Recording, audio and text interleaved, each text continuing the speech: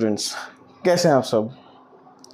I hope आप videos को follow कर रहे होंगे एंड चीज़ें कंसिस्टेंट हो रही होंगी धीरे धीरे, और यही हम चाहते भी हैं कि आप धीरे धीरे ये समझ पाएँ कि पढ़ाई का मतलब है कंसिस्टेंट रहना। अगर आप किसी भी चीज़ में कंसिस्टेंट रहते हैं तो वो चीज़ें बहुत धीरे धीरे आपके लिए इतनी ईजी हो जाएंगी कि दूसरा उसमें स्ट्रगल कर रहा होगा और आप उसमें बड़ी ईजिली आप उसको कर सकते हैं। ठीक है, तो जिस तरीके की हमने अभी तक एक चीज़ देखी कि हमने केमिकल रिएक्शन एंड इक्वेशन के 4 पार्ट्स कंप्लीट कर लिए हैं और उसमें हमने बैलेंस केमिकल इक्वेशंस की बात करी थी। तो अभी आज हम क्या करेंगे, आपकी एक स्टैंडर्ड बुक को फॉलो करते हुए वहाँ से हम क्वेश्चन पिक करेंगे आपके सामने ही, और उन क्वेश्चंस को बोर्ड पे प्रैक्टिस करेंगे, जिससे कि आप उन बैलेंस इक्वेशंस को समझ पाएँ कि कैसे बैलेंस इक्वेशंस को हम एक्चुअल में मतलब बैलेंस्ड इक्वेशन बनाते हैं अनबैलेंस से, और दूसरी बात कि कैसे हम उन चीज़ों को मतलब जो इक्वेशंस रहेंगी उनको हम वर्ड इक्वेशन से इक्वेशन बनाएंगे, फिर उनको बैलेंस करेंगे और एक उनको प्रॉपर हम with equal mass and with equal atoms की तरह शो करेंगे। जैसे कि हमने law of conservation of mass भी पढ़ा था कि उसका मतलब क्या होता है कि law can neither be created not destroyed, है ना। उस तरीके की चीज़ें कि हम पूरा प्रॉपर उसको लेके चलेंगे, और हम यहाँ पर अभी समझते हैं इसका कि हम बैलेंस केमिकल इक्वेशन की जो प्रॉब्लम्स आएंगी उनको कैसे सॉल्व करेंगे। आपके हाफ ईयरलीज में स्पेशली आती हैं। तो चैप्टर का नाम है हमारा केमिकल रिएक्शन एंड इक्वेशन। क्या है? Chemical reaction and equation. ये तो अभी तक आपके लिए बड़ा इजी हो गया होगा कि हाँ ठीक है, केमिकल रिएक्शन एंड इक्वेशन इतनी बार ही सुन लिया। आज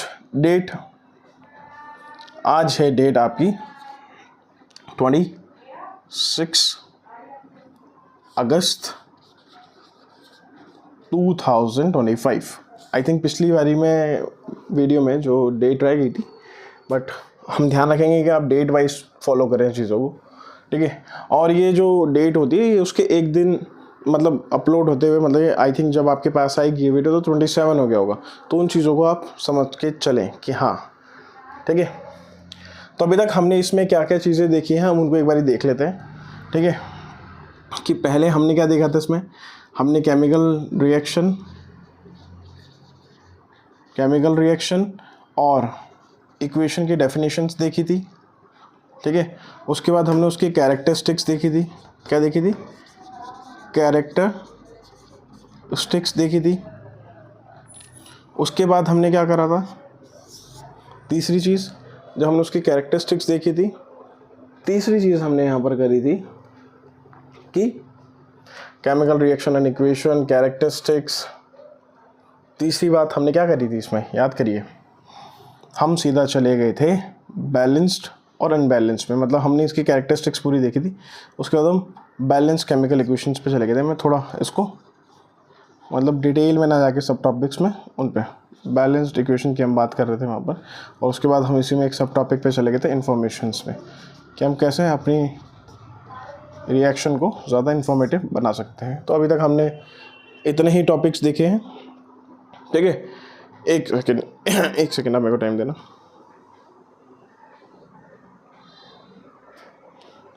ठीक है, तो अभी तक हमने इतनी चीज़ें देखी। इसके बाद हम क्या करते हैं कि जो chemical reaction, chemical equation, characteristics, ये सब हमने देख लिया। आज हम करने वाले हैं बैलेंस्ड केमिकल इक्वेशंस की प्रॉब्लम्स, जो आपकी बुक में दे रखी है उसी को हम साथ में लेके चलेंगे और उसको हम बोर्ड पे समझेंगे साथ में, और फॉलो आप कर सकते हैं उनको। उसके बेसिस पे आप अपने साथ या अपने जब आप सेल्फ स्टडी कर रहे होंगे तो आपको चीज़ें ईजी लगेंगी, ठीक है। चलिए स्टार्ट करते हैं इसको। तो पहला क्वेश्चन क्या बोल रहा है उसको देखते हैं और उसके हिसाब से हम चलते हैं आगे। यहाँ पे जो पहला क्वेश्चन बोल रहा है वो कह रहा है कि आपको एक केमिकल इक्वेशन लिखनी है कि right a chemical equation. Question 1 है, यहाँ पर बोल रहा है कि right a chemical equation two for the following reactions. तो इन्होंने एक रिएक्शन दी है, उसको पहले हम लिखते हैं वर्ड प्रॉब्लम में कि जो मीथेन है, मीथेन था हमारे पास, मीथेन को इन्होंने बर्न करा, मीथेन बर्न्स इन ऑक्सीजन। कहाँ पे? Methane burns in oxygen, methane burn हुआ ऑक्सीजन के साथ to form carbon dioxide and water. क्या बनाया उसने? उसने बनाया टू फॉर्म कार्बन डाइऑक्साइड, अरे बाबा फ्लो में ओ, ठीक है, कार्बन डाइऑक्साइड, दूर हो गया, डाइऑक्साइड। उसके बाद क्या होता है कि जब वो कार्बन डाइऑक्साइड बनाता है और इसके साथ क्या बनाएगा? कार्बन डाइऑक्साइड एंड वाटर, ऐसे लिख के देगा वो आपको। ये आपको इक्वेशन मिलेगी पेपर में कि methane burns in oxygen to form carbon dioxide in water. अब पहली चीज़ जो हमें करनी है कि सबसे पहले आप क्या करें, इसकी वर्ड इक्वेशन लिखें। यहाँ पे क्या लिखें? जैसे कि आपको स्टेप बाय स्टेप बता रखा है, मैं उसी चीज़ को आपको वर्बली बोल के बता रहा हूँ और आप मेरे साथ उसको करें कि सबसे पहले हम क्या करेंगे, फर्स्ट स्टेप में क्या करेंगे, इसकी वर्ड इक्वेशन बनाएंगे। हम क्या बनाएंगे? वर्ड इक्वेशन बनाएंगे। ठीक है, ये चीज़ समझ आ गई?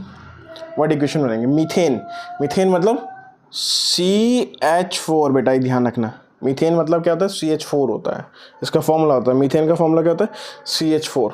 ठीक है, अब मैं इसको यहाँ पर क्यों समझा रहा हूँ कि जिससे आपको इसके लिए फैमिलियर भी हो जाए। तो क्या बोलते हैं इसको? मीथेन।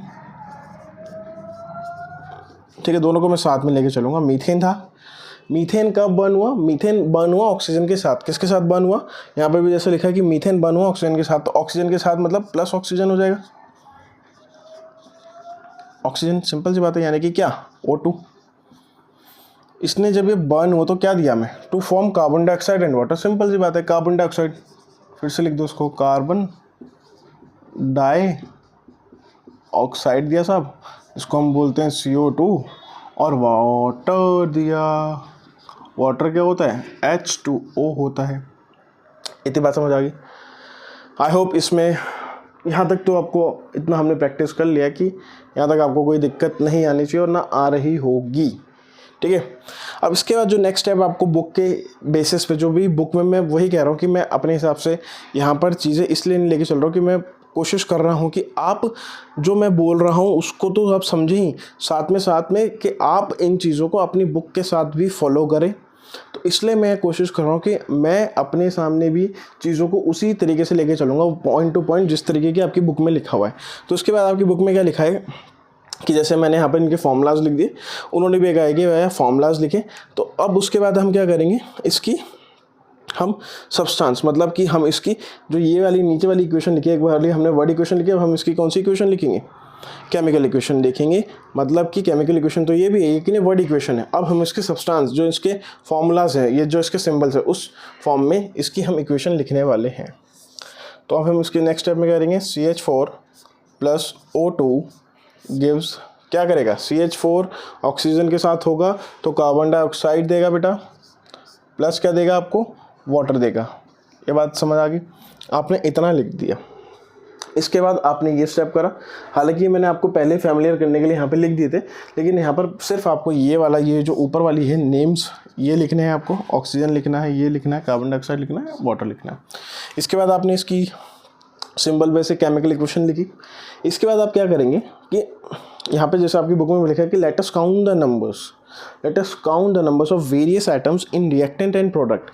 यानी कि यहाँ पर ये आपको कह रहा है कि अब आप क्या करेंगे, आप अपने लेफ्ट साइड में यहाँ पे लिखेंगे रिएक्टेंट, एक सेकेंड, हाँ, रिएक्टेंट्स आपने लिखे, और आप इसके राइट साइड में यहाँ पे क्या लिखेंगे? प्रोडक्ट। ये लिख दिया आपने। इतनी बात समझ आई? रिएक्टेंट लिखा, प्रोडक्ट लिखा। इसके बाद आप क्या करेंगे, आप स्टेप बाय स्टेप यहाँ पर से उनको उठाएंगे जो यहाँ पर लिखे हैं, जो भी यहाँ पे लिखे हैं उनको आप यहाँ पर उतारेंगे। सबसे पहले मेरे को क्या दिख रहा है? यहाँ पे C दिख रहा है, तो ये कार्बन होता है ना, यहाँ पर मैंने कार्बन लिख दिया, सिंपल। ठीक है, हालांकि मैं इसको थोड़ा सा यहाँ पे लिखता हूँ साइड में, जिससे कि यहाँ पर इसकी काउंटिंग भी आ जाए। तो यहाँ पर मैं इसको ऐसे लिख देता हूँ कि number of C atoms, carbon आ गया। पहली चीज़। फिर दूसरी चीज़ मैंने क्या लिखी, नंबर ऑफ H एटम्स, ध्यान से समझना, ठीक है। उसके बाद एक और मेरे पास क्या है, C हो गया, H हो गया, number of O atoms, number of O atoms. यहाँ तक की बात समझ आई, कार्बन एटम इन सब की हमने बात कर ली। अब जैसे मैं रिएक्टेंट पे जाऊँगा देखना, इस वाली साइड को देखो पहले आप, इस वाली साइड के लिए, इस वाली साइड के लिए बात कर रहा हूँ मैं, इसके लिए ये है और इसके लिए ये है, ये बात समझ आई। तो रिएक्टेंट की साइड देखो, कार्बन कितने हैं, कार्बन एक ही दिख रहा है ना मेरे को, एक, कार्बन एक दिख रहा है, ठीक है, कार्बन एक दिखा मेरे को। और यहाँ पर कितने हैं कार्बन, एक है, एक लिख दिया, बराबर है दोनों साइड, बराबर है। यहाँ पर H4 दिख रहे हैं, यहाँ पर H2 दिख रहे हैं, कितने हैं यहाँ पर, H4 है और यहाँ पर कितने हैं, H2 है, ये बात। यहाँ पर O2 है और यहाँ पर कितने हो गए, 2 और 1 3, यहाँ पर O कितने हैं, 2 हैं और यहाँ पर कितने हैं, 3, ये बात समझ आ गई। यहाँ तो कोई दिक्कत, हमने सीधा सीधा इनको ला के लिख दिया यहाँ पर। अब इसके बाद हमें क्या करना है, जैसे आपकी बुक में लिखा है कि the number of carbon atom on equal sides on equal is equal on both sides but the number of hydrogen, मतलब जैसे कि कार्बन के तो बराबर है, हाइड्रोजन के नहीं है और ना कि ऑक्सीजन के। हाइड्रोजन के रिएक्टेंट साइड पे ज़्यादा है, प्रोडक्ट साइड पे कम है, ऑक्सीजन के रिएक्टेंट साइड पे कम है और प्रोडक्ट साइड पे ज़्यादा है, ये चीज़ हमने देख ली। अब हम क्या कोशिश करेंगे कि इनको हम बैलेंस करने की कोशिश करेंगे यहीं पर, यानी कि अगर मैं यहाँ पर इसको इंटू 2 कर दूँ, इंटू 2 कर दे तो यहाँ पर ये और ये बराबर हो गया, यानी कि यहाँ पर कितना हो गया, 4 हो गया। हाइड्रोजन यहाँ पर भी 4 है और यहाँ पर भी कितना है, 4 है, ये बात समझ आ गई। अब उसके बाद मैं क्या देख रहा हूँ कि यहाँ पर, ठीक है, O2, अच्छा अब मैं क्या देख रहा हूँ यहाँ पर कि जो मेरे पास यहाँ पर एटम है किसका, ऑक्सीजन का, यहाँ पर 2 है और यहाँ पर 3 है, यहाँ पर कितना है, यहाँ पर 2 है और यहाँ पर 3 है। लेकिन जब यहाँ पर मैं 2 लिख रहा हूँ ना बेटा, यहाँ पर मैं जैसे ही 2 लिखूँगा, मान के चलो कि मैंने जैसे यहाँ पर 2 लिखा तो ये कितना हो गया, ये तो 4 हो गया और ऑक्सीजन भी कितना हो गया, 2 हो गया, है ना, 2 और 2 तो ये 4 हो गया ना, यहाँ पर खुद से चेंज हो गया। तो यहाँ पर मैं रब करके इसको कितना कर देता हूँ, यहाँ पर 4 कर देता हूँ। अब यहाँ पर ही 4 हो गया तो यहाँ पर हम देखते हैं ऑक्सीजन यहाँ पर कितना है, 2, तो यहाँ पर मेरे को क्या करना पड़ेगा, इसको इंटू 2 करना पड़ेगा, ठीक है, इंटू 2 करूँगा तो यहाँ पर देखो, यहाँ पर भी ये 4 हो गया। अब देखो यहाँ पर 1 है, यहाँ पर 1 है, यहाँ पर 4 है, यहाँ पर भी 4 है, यहाँ पर 2 हो गया और यहाँ पर भी 2 को मल्टीप्लाई करके मतलब 4 हुआ और यहाँ पर भी 4 हो गया। इतनी बात समझ आई। अब मैंने जैसे यहाँ पर 2 लिखा ना, यहाँ पर 2 लिखा, यहाँ पर मल्टीप्लाई करा हाइड्रोजन के साथ 2 मैंने यहाँ पर लिख दिया, यहाँ पर मल्टीप्लाई करा ऑक्सीजन के साथ 2 मैंने यहाँ पर लिख दिया, अभी रैंडमली लिख दिया, पेंसिल से लिख दिया। अब मेरे को पता है कि मैंने इसके कंसिडरेशन पे यहाँ पर चेंजेस करे, सिंपल सी बात है। तो अब मैं क्या करूँगा, इन चीज़ों को मैं अपनी एक जो फाइनल इक्वेशन यहाँ पर देख के जो मैंने चेंजेस करे, एक यहाँ पर एक चेंजेस करा है मैंने, एक यहाँ पर करा, अब इसको मैं साथ में लिखूँगा।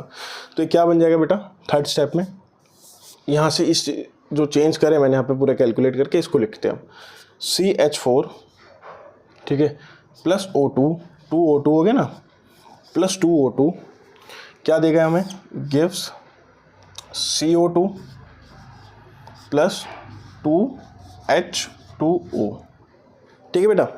अब देखो कार्बन के यहाँ पर 1, यहाँ पर भी 1, हाइड्रोजन के यहाँ पर 4, यहाँ पर भी 4, ऑक्सीजन के यहाँ पर कितने 4 और यहाँ पर भी कितने 4, क्योंकि 2 और 2 4, तो यहाँ पर ये इक्वेशन क्या हो गई, बैलेंस्ड हो गई।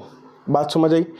इसी तरीके से आपको बैलेंस करने हैं इक्वेशंस को, यहाँ तो कोई दिक्कत, यहाँ पर ये पूरी हमने इक्वेशन क्या करके दिखा दी, आपको बैलेंस करके दिखा दी, ठीक है। ये किसकी बात करें हमने, जब मीथेन बर्न हुआ ऑक्सीजन के साथ to form carbon dioxide and water, तो हमने क्या करा, वर्ड इक्वेशन लिखी उसकी, फिर उसकी हमने सिंबल्स के साथ इक्वेशन लिखी, फिर हमने उसके रिएक्टेंट और प्रोडक्ट्स लिखे, जो भी उसमें एटम्स थे उनको हमने लिखा यहाँ पर, और उनको हमने कोशिश करी जो यहाँ पर चेंजेस करे वहाँ पर ही मैंने ऊपर चेंजेस करे, फिर उसका जो फाइनल इक्वेशन बनी मैंने नीचे ला के लिख दी। ये आपकी बैलेंस्ड इक्वेशन बन गई यहाँ पर। इतनी बात समझ आई। एक एग्जांपल और लेते हैं आपकी ही बुक का, ठीक है, जिससे कि आप थोड़ा सा और इजी हो जाए। क्लियर।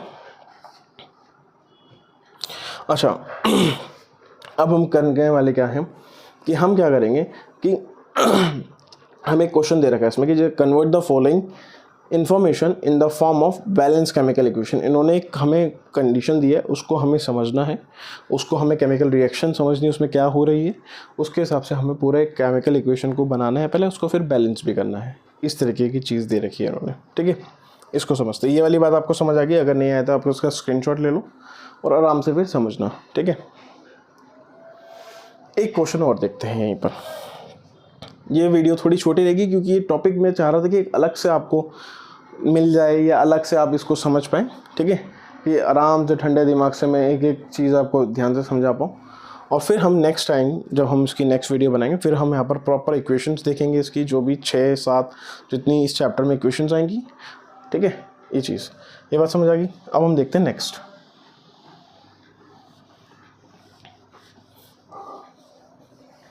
और बेटा यहाँ पर ही ध्यान रखना कि मेरा जब मैं यहाँ पर पढ़ा रहा हूँ या मैं लेक्चर ले रहा हूँ, यहाँ पर आपको अपने साथ बुक रखनी है, ठीक है। मतलब मैं आपके साथ एज अ रेफरेंस चल रहा हूँ कि आप जो नहीं समझ पा रहे मैं उसको आपके लिए इंटरप्रेट करते हुए चल रहा हूँ इस वीडियो के माध्यम से, तो ठीक है। इस चीज़ का आप ध्यान रखना। जैसे नेक्स्ट इक्वेशन क्या बोल रही है मैं आपके सामने पढ़ता हूँ कि on adding an aqueous solution of a sodium hydroxide, ठीक है, sodium hydroxide to an aqueous solution of copper sulphate, ठीक है। On adding an aqueous solution of sodium hydroxide किसके साथ, to an aqueous solution of copper sulphate, मतलब copper sulphate की बात करी यहाँ पर। किसकी बात करी, ये क्वेश्चन 2 है बेटा। कॉपर सल्फेट के साथ क्या ऐड करा उसने, लिखा है यहाँ पर कि कॉपर सल्फेट के साथ उसने सोडियम हाइड्रोक्साइड ऐड करा। कॉपर सल्फेट के साथ क्या ऐड करा उसने, सोडियम हाइड्रोक्साइड। कॉपर सल्फेट के साथ उसने बेटा सोडियम हाइड्रोक्साइड ऐड करा। पहले तो सोडियम हाइड्रो ऑक्साइड को ऐड करा, ठीक है। ये यहाँ तक मुझे समझ आ गया, जो इसमें एग्जैक्ट लिखा था मैंने वैसे ही लिखा है यहाँ पर आके।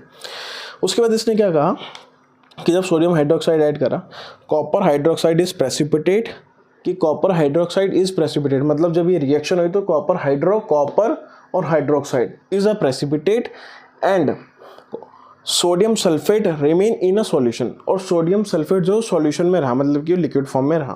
तो इन्होंने इसके बाद क्या कहा कि इसके बाद कि कॉपर हाइड्रो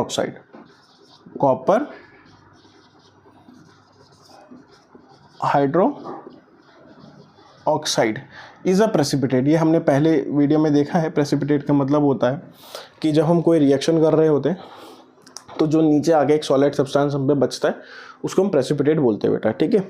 अब जैसे कॉपर हाइड्रोक्साइड प्रेसिपिटेट बचा, इसके साथ क्या बचा, उसने एक चीज़ और बोली कि sodium sulphate remain in a solution. क्या बोल रहा है कि सोडियम सल्फेट ये कैसा है, ये सॉल्यूशन में है। तो जब ये सॉल्यूशन में है तो किस तरीके का होगा, रिमेन इन अ सॉल्यूशन यानी कि लिक्विड फॉर्म में होगा। इतनी बात समझ आ गई, ठीक है। यहाँ तो कोई दिक्कत, तो ये मैंने क्वेश्चन में से चीज़ें निकाल के रख ली अपने लिए। पहला स्टेप ये था, मैंने क्या बना ली, इसकी वर्ड इक्वेशन बना ली पढ़ के वहाँ पर से। ये क्या थी बेटा, ये वर्ड इक्वेशन थी। ये पॉइंट समझ आ गया। ये आपको बुक में भी क्वेश्चन नंबर 2 पे ही मिलेगा, तो आपको ईजी हो जाएंगी चीज़ें पकड़नी। अगर आप वैसे भी पन्ने पलटेंगे तो आपको ये चीज़ें मिल जाएंगी स्टार्टिंग के पेजेस में। यहाँ पर बात समझ आई। अब जब कॉपर सल्फेट का मैंने वर्ड इक्वेशन बना दिया, अब मेरे को दूसरी बात क्या करनी है इसके लिए मेरे को इसके जो सिंबल्स हैं, जो फॉर्मूलाज है, उसके बेसिस पे मेरे को एक इक्वेशन रेडी करनी है। कॉपर सल्फेट क्या होगा, Cu सल्फेट मतलब CuSO4, सिंपल सी बात। तो क्या हो गया यहाँ पर CuSO4 हो गया, इसको मैंने लिख दिया, प्लस सोडियम हाइड्रोक्साइड NaOH।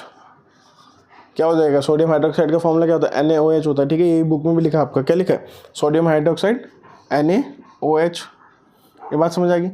इसको दिया तो क्या बना, कॉपर हाइड्रोक्साइड मतलब CuOH बना। अच्छा, CuOH का क्या होगा, होल ट्वाइस होगा। ये ध्यान रखना कि कैसे बनेगा हमारे पास, CuOH का होल ट्वाइस बनेगा। इसके साथ क्या बना, सोडियम सल्फेट। क्या बचा हमारे पास, सोडियम सल्फेट, तो Na2SO4। Na2 इसको यहाँ पर से मिटा देते हैं अभी के लिए। तो ये क्या बचा हमारे पास, Na2SO4। ये देखो, ये थोड़ी सी यहाँ पर हमने देखा कि CuSO4 था, ठीक है, NaOH था, CuOH का होल ट्वाइस बना आपका, Na2SO4 बना। तो यहाँ पर इस इक्वेशन को लेने का मतलब यहाँ पर थोड़ा सा, ये थोड़ी सी उससे वो वाली इजी थी जो हमने इससे पहले करी, ये थोड़ी सी टफ है। टफ इन द सेंस कि आपको थोड़ा सा मतलब आप जब यूज्ड हो जाएंगे तो ये बहुत आसान हो जाएगी आपके लिए। लेकिन देख के घबराने वाली बात आपकी, मतलब जब इसको कोई बच्चा दिखेगा अच्छा इसको बैलेंस करना, तो हो सकता है कि वो थोड़ा सा कंफ्यूज हो जाए, ठीक है। अच्छा अब इसमें हम एलिमेंट्स देखते क्या है। एक तो कॉपर है साहब, सल्फेट में क्या है, सल्फेट में क्या है, कॉपर। एक तो कॉपर हो गया, तो हमारे पास क्या क्या आ गए, नंबर ऑफ Cu, ठीक है। यहाँ पर से देखो, यहाँ पर सल्फेट है तो Na आ गया, यहाँ पे S भी आ गया, यहाँ पर देखो ये एक हो गया, ये हो गया, ये हो गया 3, ठीक है। CuSO यहाँ पर हो गया, फिर ये सोडियम आ गया चौथा, यहाँ पर O को तो काउंट कर लिया हमने, ये 5वां आ गया। इसके अलावा तो नहीं बचे, कितने हैं टोटल, 5 हैं, 1 2 3 4 5, ठीक है, कितने 5 हैं। तो पहला मैं क्या करता हूँ, यहाँ पर रिएक्टेंट लिख देता हूँ आपके लिए, सेम वैसे ही रिएक्टेंट्स लिख दिया, और इस साइड में क्या लिखूँगा, प्रोडक्ट लिखूँगा, सेम है ना, प्रोडक्ट लिख दिया। अब देखो नंबर ऑफ Cu एटम्स लिख दिया साहब। नेक्स्ट क्या है, नंबर ऑफ S एटम्स, ठीक है। उसके बाद क्या है मेरे पास, नंबर ऑफ O एटम्स। समझते रहना बेटा साथ में, मैं सिंपल बहुत आराम से कर रहा हूँ इन चीज़ों को, जिससे कि आप बिल्कुल क्रिस्टल क्लियर हो जाए। और ये इतनी बड़ी चीज़ है नहीं, ये तो एकदम ठक होगी अभी आपके, जब आप इसको समझ जाएंगे एक बारी, और ये बहुत इजी हो जाएगा आपके लिए, ठीक है। नंबर ऑफ O एटम्स हो गया। नेक्स्ट क्या है, नंबर ऑफ Na एटम्स हो गया, लिखो उसको भी, नंबर ऑफ Na एटम्स हो गया, Na एटम्स हो गया। उसके बाद नंबर ऑफ H एटम्स हो गया, क्या हो गया, नंबर ऑफ H एटम्स हो गया, ठीक है बेटा। यहाँ तो कोई दिक्कत नहीं होनी चाहिए। अब यहाँ पर Cu कितना है, Cu 1 है साहब, कितना है 1, कितना 1 है, और वहाँ पर Cu कितना है 1 है भैया, कोई दिक्कत ही नहीं है। S यहाँ पर कितना है 1, और वहाँ पर कितना है, वहाँ पर कितना है 1 है ना, हाँ है ना, 1 ही तो है। यहाँ पर भी 1 है, यहाँ पर भी 1 है, ठीक है। अब उसके बाद जब आप इतना कर लेते हैं कि फिर O को देखो, O के यहाँ पर कितने दिख रहे हैं 4, और ये 1 5, ठीक है साहब 5 हो गए। और यहाँ जाओ 2 और 4 कितने हो गए, 6 हो गए ना, 2 और 4 6 हो गए, काउंट हो रहा है सीधा। उसके बाद सोडियम पे आओ, यहाँ पर कितना 1, वहाँ पर कितना 2, तो यहाँ पर कितना 1, वहाँ पर कितना 2, सिंपल। हाइड्रोजन देखो, यहाँ पर कितना 1 और कहीं है, नहीं है साहब 1, और यहाँ पर कितने हो गए 2 हो गए, कितने हो गए 2 हो गए। यहाँ पर 1 था और यहाँ पर कितना हो गया 2 हो गया, ठीक है। ये मैंने जो क्वेश्चन में था, क्वेश्चन से इतना काम आपका हो जाएगा। यहाँ पे तक आपको कुछ चीज़ें अपने आप से नहीं करनी। क्वेश्चन देखा, क्वेश्चन में मैंने एक वर्ड इक्वेशन बनाई, वर्ड इक्वेशन से मैंने सिंबलिक इक्वेशन बनाई, उसकी सिंबलिक रिप्रेजेंटेशन करा उसका, उसके बाद मैंने इतना लिख दिया। और सही बताऊँ, यहाँ तक पहुँचते पहुँचते आपका क्वेश्चन आपको खुद दिखेगा कि सॉल्व तो हो ही गया भाई, अब तो कुछ बचा ही नहीं इसमें। क्योंकि देखो यहाँ पर कॉपर तो 1 1 है, ये भी बैलेंस है, S भी 1 1 है, ये भी बैलेंस है। यहाँ पर 5 है, यहाँ पर 6 है, ये बैलेंस करना है। सोडियम वहाँ पर 2 है, यहाँ पर 1 है, ये भी, या मतलब हमारा गेम चलेगा इनमें मेनली। अब देखते हैं हम कैसे करेंगे, ठीक है, इस चीज़ का ध्यान रखना। तो जैसा आपकी बुक में यहाँ पर आगे भी लिखा है कि अगर मेरे को सोडियम को 2 करना है, पहले मैं सोडियम को देख लूँ, सोडियम ईजी लग रहा ना, तो यहाँ पर अगर मैं 2 लिख देता हूँ, ठीक है। यहाँ पर क्या लिखा है पहले उसकी बात कर लेते एक बार कि let us count of various type of atom on both the side once again. मतलब फिर से हमने क्या करा, जब हमने इनको देखा तो हमने काउंट करके देखा कि हाँ अनबैलेंस का है, बैलेंस का है, वो चीज़ें देखी। तो उसके बाद मैं क्या कर रहा हूँ यहाँ पर कि मैंने देखा कि मैं क्या करता हूँ, सबसे पहले मैं यहाँ पर अगर मैं यहाँ पर 2 कर दूँ, मल्टीप्लाई में कितना कर दूँ 2 कर दूँ, तो यहाँ पर भी 2 हो गए, यहाँ पर भी 2 हो गए, ठीक है। तो यहाँ पर मैंने कितना लिख दिया 2 लिख दिया, कितना लिख दिया 2। तो ये तो सोडियम सोडियम बैलेंस हो गया, ठीक है, सोडियम सोडियम बैलेंस हो रहा है। अब यहाँ पे सोडियम के कितने 2, यहाँ पर सोडियम के कितने 2, यहाँ पर अभी सबके साथ मल्टीप्लाई हो जाएगा ना, ऑक्सीजन के कितने 2 और ऑक्सीजन के 2 और 4 6 हो गए, और यहाँ पर भी ऑक्सीजन के कितने हैं, सॉरी यहाँ पर 6 हो गए ना, यहाँ पर तो पहले से 6 हैं, तो यहाँ पर क्या हो गया, ये चीज़ चेंज हो गई किस में 6 में, किसकी वजह से, इसकी वजह से। ये बात समझ आ गई। अच्छा नेक्स्ट चीज़, हाइड्रोजन के भी कितने यहाँ पे हो गए 2 हो गए, ठीक है ना, इससे मल्टीप्लाई करके यहाँ पर 2 हो गया, और हाइड्रोजन के यहाँ पर कितने थे 2 थे, तो यहाँ पर भी किस चीज़ में चेंज हो गया 2 में चेंज हो गया। ये बात समझ आई। अब जब आप इसको स्टार्टिंग में देख रहे होंगे ना बेटा, तो ये बहुत कन्फ्यूजिंग लग रही होगी आपको, लेकिन जैसे ही मैंने यहाँ पर 2 लगाया सब बैलेंस हो गया, सब बैलेंस हो गया यहाँ पर। तो इक्वेशन क्या बनी इसकी, अगर मैं इसकी यहाँ पर तक आपको बात समझ आई, मैंने बस यहाँ पर 2 लगाया और सब बैलेंस हो गया। यहाँ पर मैंने मल्टीप्लाई करा 2 सोडियम के साथ, वो वहाँ पर 6 हो गया, वो वहाँ पर 2 हो गया, और ये 6 यहाँ पर भी 6, ये 2 यहाँ पर भी 2 हो गया, ठीक है। अब इसकी जो इक्वेशन बनेगी वो कैसे बनेगी उसको देखते हैं, ठीक है। इतनी बात समझ आ गई। एक बार मैं इसको नीचे लिखता हूँ आपके लिए दोबारा से, जो बैलेंस इक्वेशन होगी कैसी लगेगी, वो बनेगी आपकी CuSO4, ये हुई CuSO4 तो सेम रहा, प्लस क्या बनी आपके पास 2NaOH, ये तो मैंने करा था। क्या देगा ये मेरे को, ये मेरे को देगा बेटा ये CuOH का होल ट्वाइस, OH का होल ट्वाइस, प्लस क्या देगा CuSO4 2NaOH gives CuOH का होल ट्वाइस Na2SO4, क्या देगा Na2SO4 देगा। हो गई पूरी इक्वेशन बैलेंस। हाँ, इसमें जो आप सब देख रहे होंगे कि हमने इसमें इंफॉर्मेशन ऐड नहीं करी कि ये क्या है, ये क्या है, ये क्या है, ये क्या है, ठीक है। इस काम को क्या करना है, जब आपकी पूरी इक्वेशन हो जाए, हालांकि अभी बोर्ड पे जगह नहीं बची तो मैं उसको नीचे नहीं लिख सकता, लेकिन आपको क्या करना है, जैसे Cu है ये हमें पता है एक्वस होता है, NaOH है क्या है NaOH, क्या हो गए एक्वस हो गए भी सेम, COH ये भी फिर से एक्वस, ठीक है।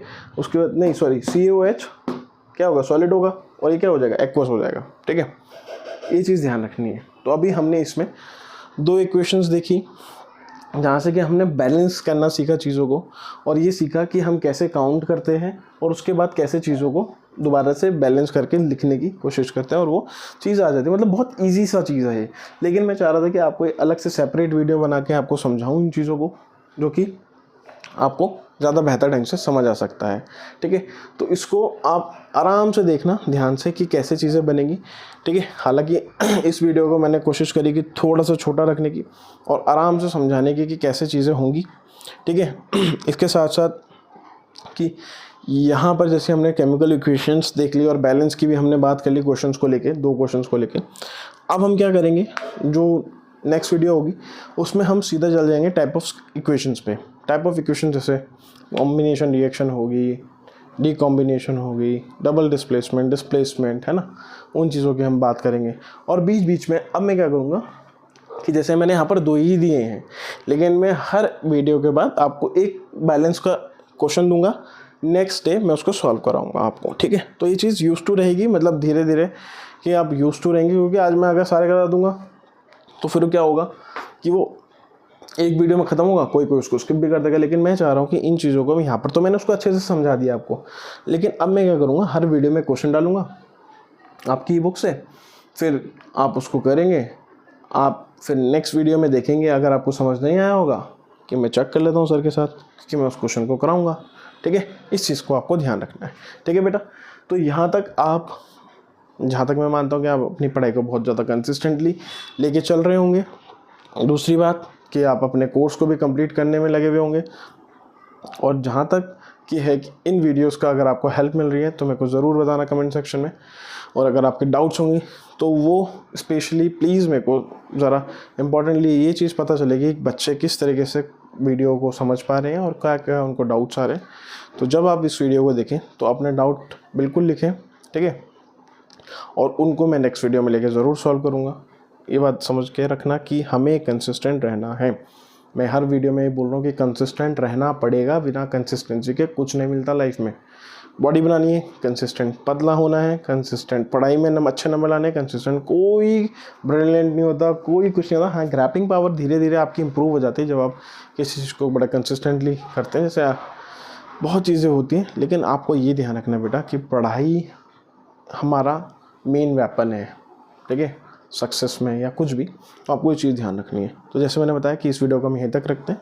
नेक्स्ट वीडियो में हम टाइप ऑफ केमिकल रिएक्शंस की बात करेंगे, और अब चीज़ें थोड़ी सी फास्ट हो जाएंगी, और थोड़ा मैं चाहूँगा कि आप साथ में बने रहें, ठीक है। जैसे ही ये चैप्टर ख़त्म होगा तो बहुत बेसिक्स चीज़ें आपको समझ आ रही होंगी या समझ आ चुकी होंगी, ठीक है। नेक्स्ट टाइम से मैं कोशिश करूँगा कि थोड़ा फ्लो ज़्यादा रखने की, जिससे कि आप चीज़ों को जल्दी समझ पाएँ, ठीक है, और हमारा कोर्स उस स्पीड में ख़त्म हो जिस स्पीड में कि हम एक अच्छे ढंग से नंबर लेके आ पाएँ अपने बोर्ड एग्ज़ाम्स में, ठीक है। तो थैंक यू यहाँ तक बने रहने के लिए, और अब मिलते हैं हम नेक्स्ट वीडियो में, जहाँ पर हम बात करेंगे टाइप ऑफ केमिकल रिएक्शंस की। Thank you students.